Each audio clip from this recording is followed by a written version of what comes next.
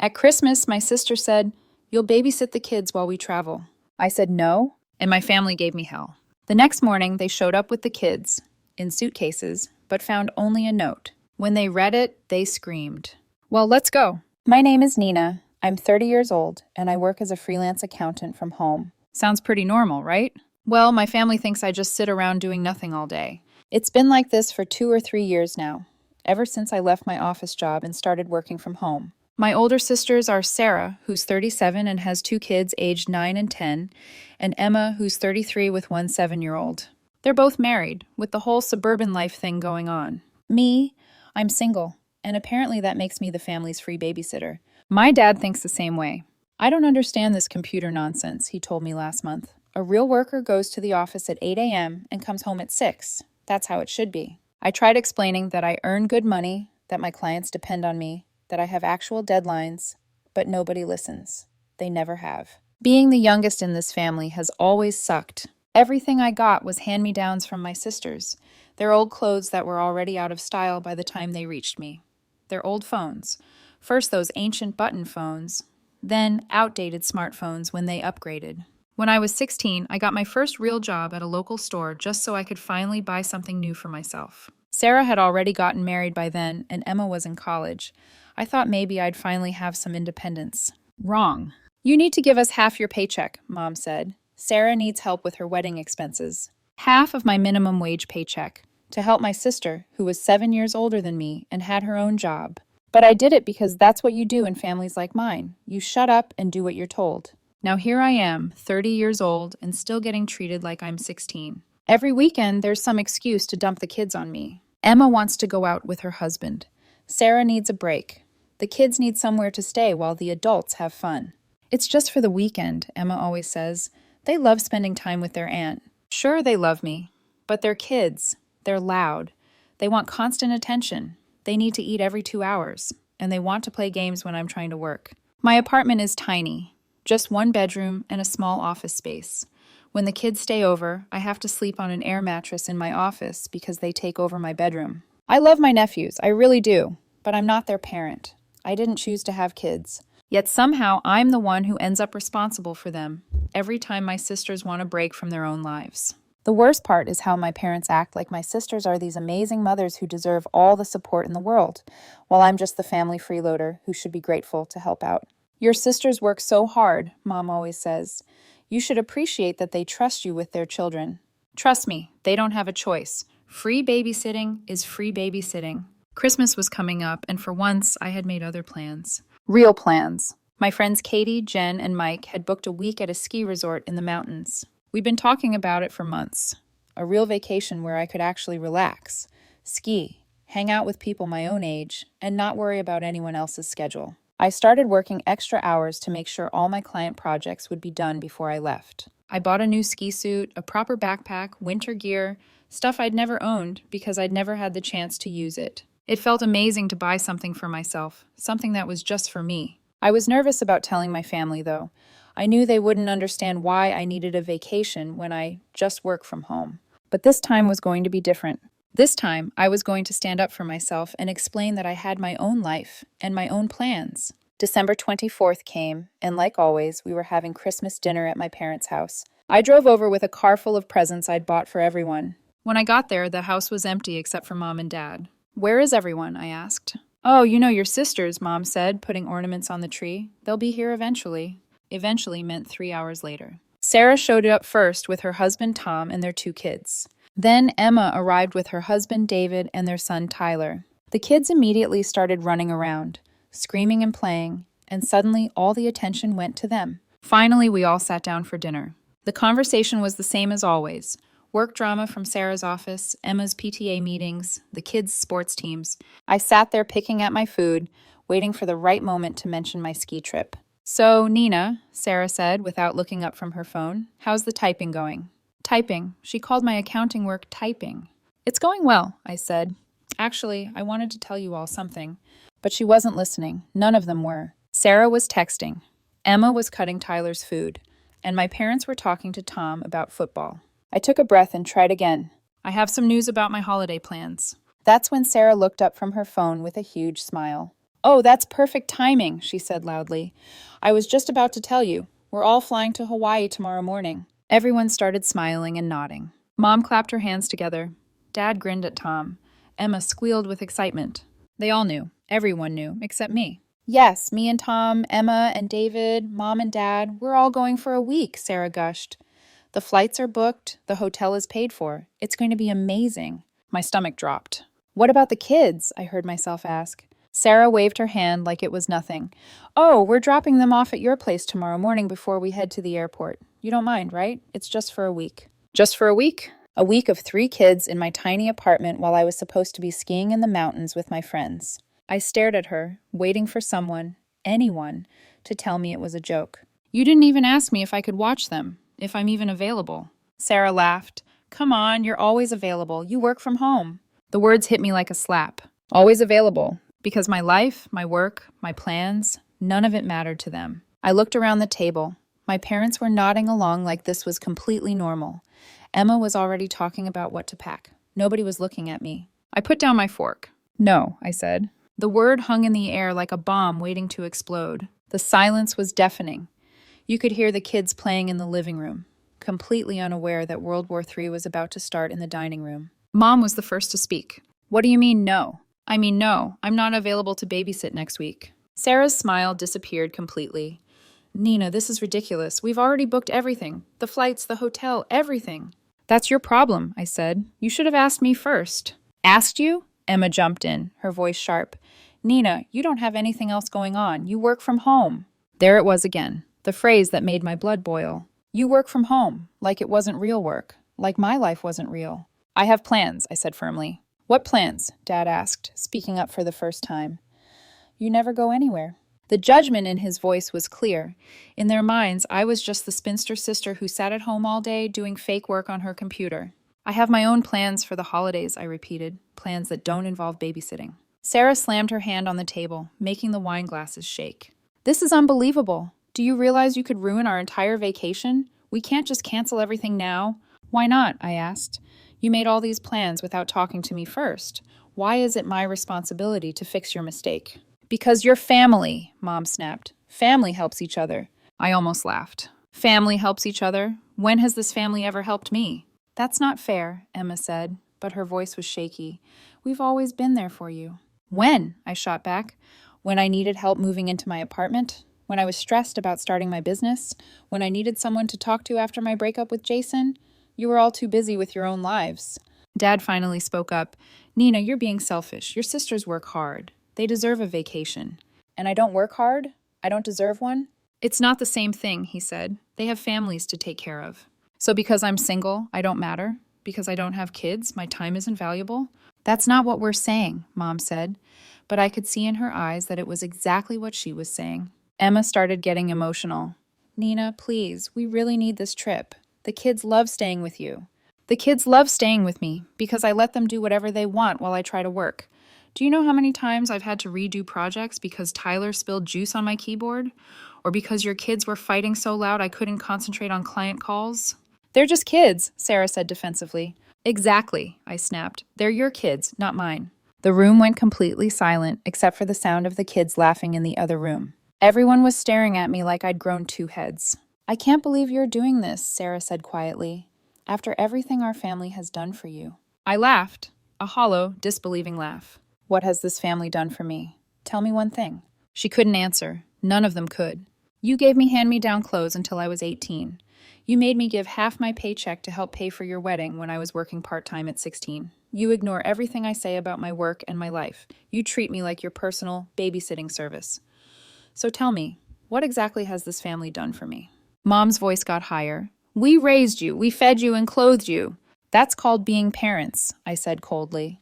That's what you're supposed to do. Sarah stood up from the table. Fine.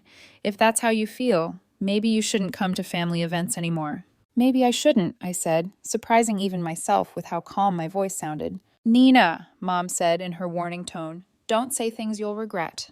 I'm not saying anything I'll regret, I said. I'm saying I'm tired of being treated like hired help instead of family. That's not true, Dad said, but he wouldn't look me in the eye. Isn't it? When's the last time anyone asked me how I'm doing? When's the last time anyone cared about my problems or my successes? When's the last time anyone invited me somewhere without expecting me to babysit? Again, silence. Emma was full on crying now. You're ruining Christmas. You're ruining everything. I'm not ruining anything, I said softly. I'm just finally standing up for myself. This is ridiculous, Sarah said. We're not asking for much. It's 1 week. 1 week that I already have plans for. What plans? Mom demanded. Tell us what's so important that you can't help your family. I looked around the table at their faces, Sarah furious, Emma sobbing, Mom trembling with rage, Dad shaking his head in disappointment. These people didn't care about my plans. They didn't care about my life at all. They just wanted to know if my plans were important enough to inconvenience them. It doesn't matter what my plans are, I said. The point is that I have them, and you didn't bother to ask. So that's it? Sarah said, her voice dripping with disbelief. You're going to ruin our vacation because you're having some kind of temper tantrum? A temper tantrum? I repeated. That's what you call me finally standing up for myself after 30 years? I stood up from the table and grabbed my purse. Nina, sit down, Dad ordered. We're not done talking about this. Yes, we are, I said, turning toward the door. I told you I'm not babysitting next week. That's final. Figure something else out. Nina, Mom called as I reached for the doorknob. If you walk out that door, don't expect us to welcome you back. Good, I said quietly, because I'm tired of being welcomed only when you need something. And with that, I walked out of my parents' house, leaving the sound of shocked silence behind me. By the time I got home, my phone was buzzing nonstop. Messages, missed calls, notifications piling up like guilt. I didn't even check them right away. I just sat on my couch, still in my coat, staring at the wall. My hands were shaking. 30 years of being the good daughter, the reliable sister, the one who never caused trouble, and I'd just blown it all up in one night. Eventually, I picked up my phone. 7 missed calls. 4 from Mom, 2 from Sarah, 1 from Emma. And the texts. Mom, your behavior tonight was unacceptable. Call me back immediately. Dad, Nina, you acted selfishly. This isn't like you. Your mother's blood pressure is up because of this. Sarah, I can't believe you did this to us. You're being ungrateful and vile. Thanks for ruining our Christmas. Emma, I've been crying for an hour because of what you said. How could you be so mean? I stared at the messages. Even now, after everything that happened, they still didn't get it. They weren't sorry for assuming I'd just babysit their kids. They were mad that I had dared to say no. I turned my phone to silent and went to the kitchen. There was leftover pizza in the fridge, my sad Christmas Eve dinner. While I ate it alone in my apartment, my family was probably back at the house talking about what a terrible person I was. But you know what? For the first time in years, I didn't feel terrible about disappointing them. I felt free. I woke up early the next morning, Christmas morning, and the first thing I saw was my ski gear laid out neatly by the door.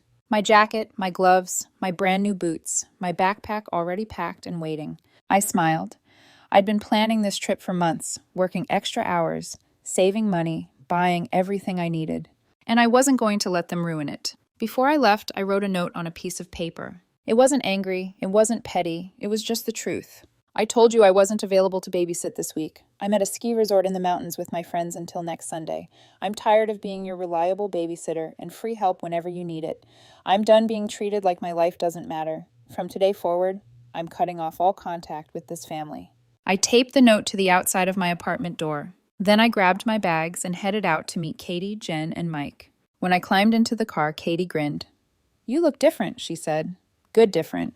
I finally told my family what I really think. About time, Mike said from the driver's seat. They've been walking all over you for years.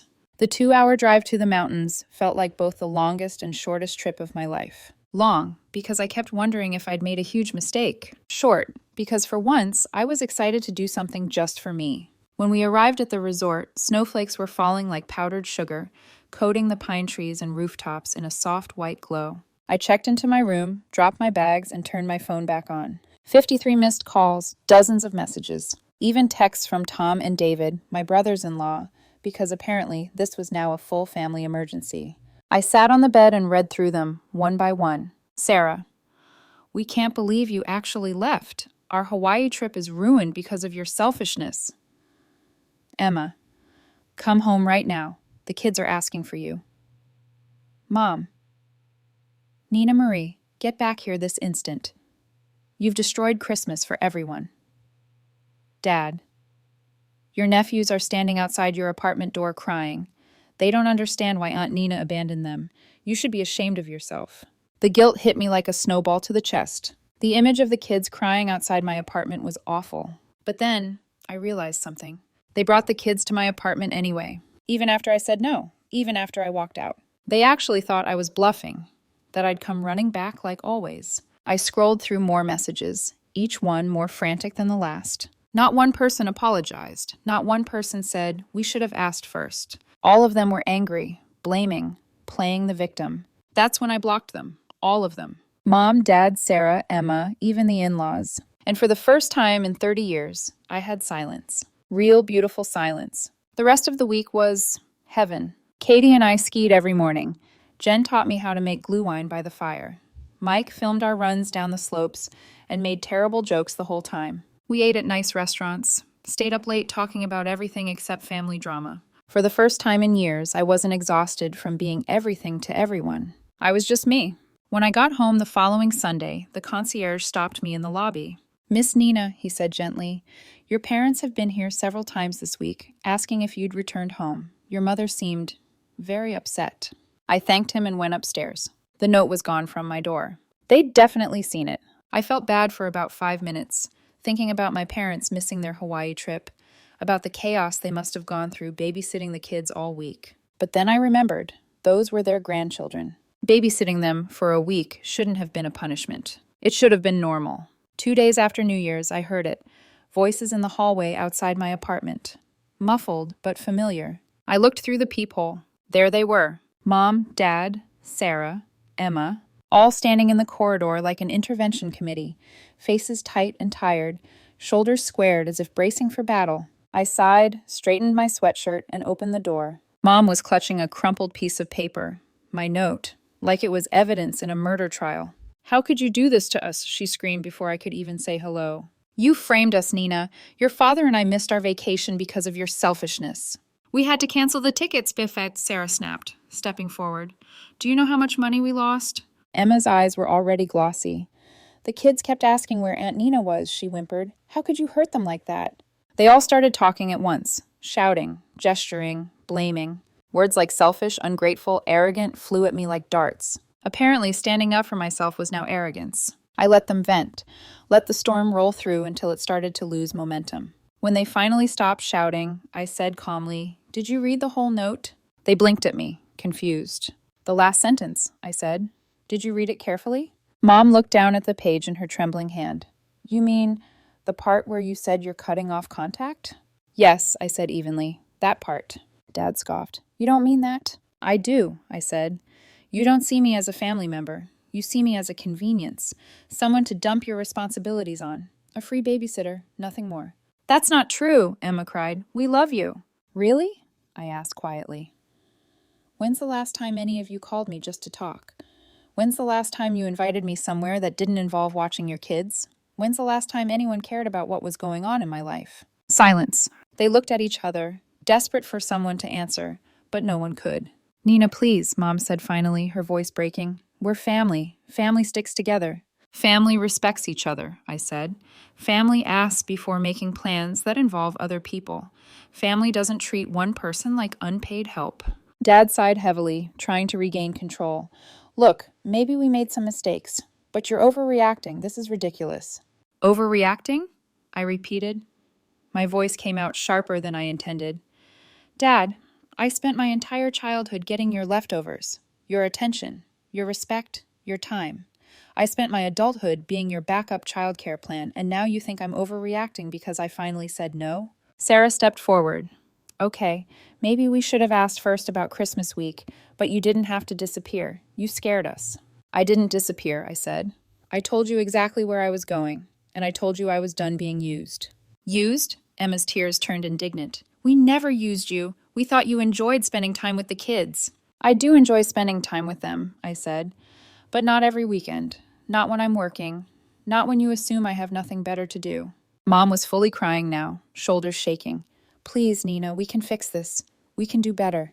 For a split second, seeing her cry almost cracked something in me. Almost. But then I remembered every time I'd cried alone in my apartment, after being dismissed, ignored, or guilt-tripped into giving up my own plans.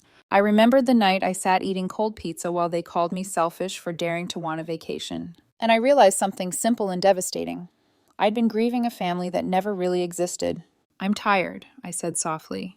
"I'm tired of being the family afterthought, the one who always sacrifices, the one who doesn't matter until you need something." Dad crossed his arms. "We're your family. This is what families do for each other." "No," I said. "This is what I do for you. What has anyone in this family ever done for me?" The silence stretched, heavy and hollow. For the first time, I think they actually felt the weight of it too. "I want you all to leave," I said finally. My voice was quiet, but it carried. "Now." "Nina, please," Mom started. "Leave, and don't come back." They stood there a moment longer, faces stunned, eyes wide, before finally turning and walking toward the elevator. Mom's sobs echoed down the hallway until the doors closed. I shut my door, leaned against it, and exhaled. The silence that followed wasn't empty. It was peaceful. That night I called the concierge. "Please don't let any members of my family into the building anymore," I said. He didn't ask questions, just said, "Understood, Miss Nina." For the next few weeks, relatives I barely talked to, Aunt Carol, Uncle Jim, Cousin Rachel, started calling. They'd all heard what happened. They all said some version of, "You should really make peace with your family. Life's too short." I didn't argue. I didn't explain. I just hung up. Then came the social media campaign. Old photos of me as a kid, captions like, "Missing our Nina so much," and "Love you always, baby sister." I didn't respond. Not once. When my birthday came in March, I celebrated exactly how I wanted. Dinner at a rooftop restaurant with Katie, Jen, and Mike. No family drama, no guilt. Just laughter, good food, and peace. When I got home that night, the concierge handed me a package. An expensive handbag, a bouquet of flowers, and a card signed by everyone in the family. The next morning, I called a courier service and had it all delivered back to my parents' house. I didn't want their guilt gifts. 4 months passed. 4 quiet, golden, free months. No surprise knocks on my door. No emergency babysitting calls. No guilt trips. Just peace. For the first time in my adult life, I wasn't living on someone else's schedule.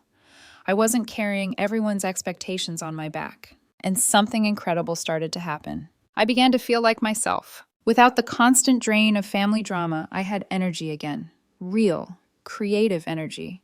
I took on bigger clients, raised my rates, invested in new software for my business. For the first time ever, I decided how my time was spent. I started dating again, slowly, carefully. It felt strange at first, to be with someone who actually listened when I talked. Katie joked one night over drinks, "I barely recognize this version of you. You look lighter." She wasn't wrong. I wasn't waiting for approval anymore. I wasn't chasing validation from people who'd never given it freely. Then, one Tuesday morning in April, it happened. An email from Sarah. The subject line, "Please read this." I stared at it for a long time before clicking. It was long, the kind of message you write when guilt finally catches up to you. She said the whole family had been talking about what happened at Christmas, that they'd realized they'd been wrong to assume I'd always be available, that they'd treated me unfairly, taken me for granted. She wrote, "We thought you didn't mind. We thought you liked being the dependable one. We never stopped to think about how that made you feel." She said the kids missed me, that Emma still cried sometimes when my name came up, that Mom couldn't look at my old room without breaking down. And finally, she said, "I miss you too. I miss my sister. I know we hurt you, and I'm so sorry." I read it 3 times. For the first time since all this started, someone in my family actually apologized. No excuses, no deflections, no, "But you should understand." Just sorry. It didn't fix everything, but it cracked something open in me, the part that had gone numb after years of being overlooked. I didn't reply right away. For 3 days, I sat with it. Part of me missed them, especially the kids. Part of me wanted to believe that maybe, finally, they'd learned something. But another part of me, the quieter, steadier part, remembered how good these past 4 months had been. How it felt to have peace, to wake up without dread, to know that no one could weaponize family against me anymore. So finally, on the 4th day, I wrote back. It wasn't long. It wasn't emotional. It was simply honest. "I'm not ready for reconciliation yet. I need more time to figure out if I want you back in my life, and if so, what that would look like. When I'm ready, I'll contact you. Please don't contact me again until then." I reread it once, took a deep breath, and hit send. And for the first time in my life, I had the final word. These days, I'm living on my own terms. I work with clients who respect me. I travel when I want to. I date when I want to. I take vacations without asking permission or feeling guilty. I've stayed in touch with a few relatives, the ones who didn't try to guilt me into forgiveness. Aunt Carol eventually came around. My cousin Rachel texted me, "I'm proud of you for standing up for yourself." Sometimes I still miss the kids, their messy laughter, their drawings on my fridge, but I don't miss the exhaustion that came with them. I don't miss feeling invisible. I don't miss being taken for granted. And I definitely don't miss being the family's unpaid emotional janitor. Because the truth is, I didn't lose a family. I let go of a system that never saw me as an equal. And maybe, just maybe, that was the first real Christmas gift I ever gave myself.